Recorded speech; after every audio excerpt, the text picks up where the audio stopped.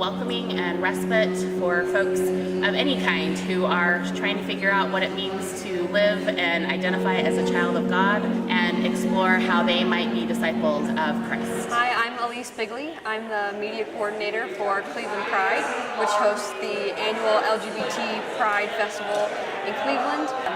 We're here with an event partnering with Fairmount Presbyterian Church and More Light Presbyterians, hosting a documentary screening of the film Out of Order, which is about several LGBT leaders within the Presbyterian Church who are kind of fighting back against the denomination, who has said that LGBT people are not welcome within the church and should not be ordained and be strong leaders in the church.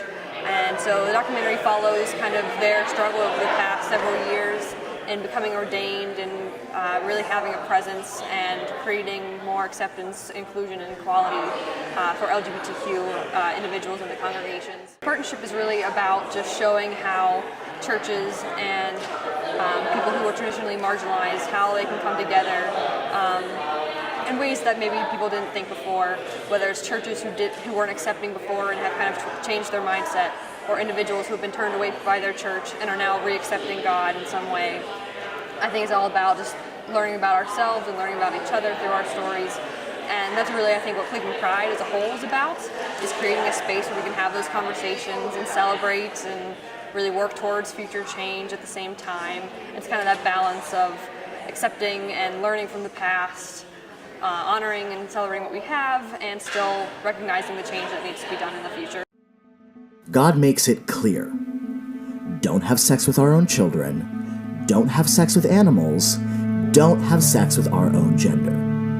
These actions deserve death in God's eyes.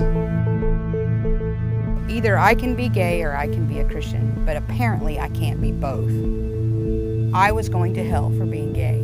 That is what had been pounding me from 15 on. The church is still nervous about anyone who's not an older white man being up in that pulpit.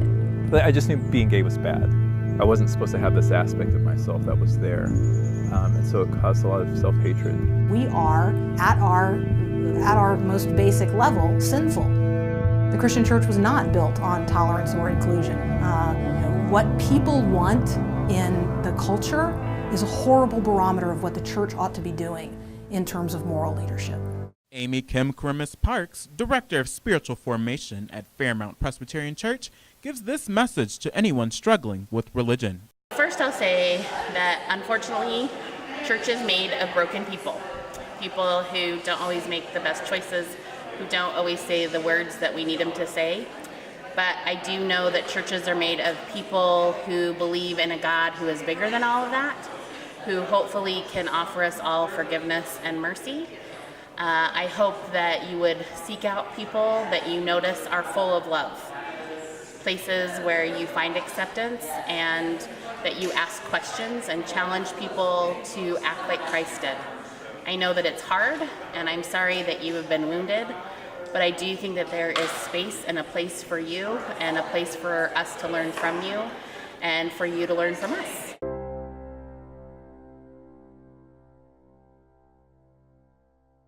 The 28th Annual Cleveland Pride Festival is tomorrow, and it's really a full day of fun. It's down at Voinovich Park, which is right on Lake Erie, with the Rock and Roll Hall of Fame, First Energy Stadium's right there, really great views of the city.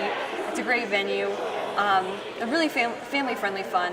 There's a children's zone, youth town, and 2 different stages of performers throughout the day.